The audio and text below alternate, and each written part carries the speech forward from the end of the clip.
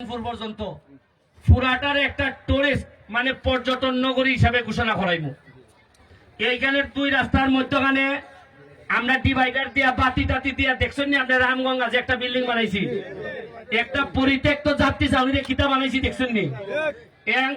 ই লাইনে যত যাত্রী ছাউনি আছে সবগুলারে মানুষ হাজার হাজার মানুষ এখন এই জায়গা দেখতে হইব।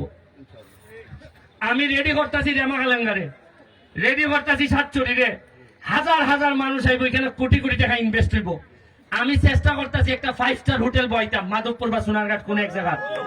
এখানের মধ্যে আমার কয়েক হাজার ছেলে মেয়ে, চা বাগানের ছেলে মেয়েরা এখানে কাজ করব। আমার মনে আছে নি কইয়া গেছিলাম যে আমার ফুলার নিজের ছেলের ভবিষ্যৎ যেভাবে চিন্তা করি এইভাবে চা বাগানের মানুষের ছেলে মেয়ের ভবিষ্যৎ চিন্তা করি। আমি চেষ্টা করবো যতদিন বাচ্চা আছে আপনারা লেগে থাকতাম, কারণ আপনার সাথে আমি বড় হয়েছি, আপনার সাথে আমি চলি। এইখানের মধ্যে নিপেনদের সাথে আমি বড় হয়েছি। যদিও এবার নিবেন আমার একটু হাত লাগাই দিছে না না, এরপরে আবার আমরা দুইজন এখন আবার মিলে গেছি, কইছি যে না কাম করতে হইব, কাম ছাড়া কিন্তু হইতো না। হ্যাঁ অসুবিধা নাই, কারণ আগামীবার তো আবার নৌকা আমারে দিলে তো আবার নিপেন আইছিল আমার সাথে। আচ্ছা এখন সবাই মিললে আমাদের নির্বাচন শেষ, বঙ্গবন্ধুর বাংলাদেশ। এখন আমরা সবাই মিললে আবার কাজ করতাম।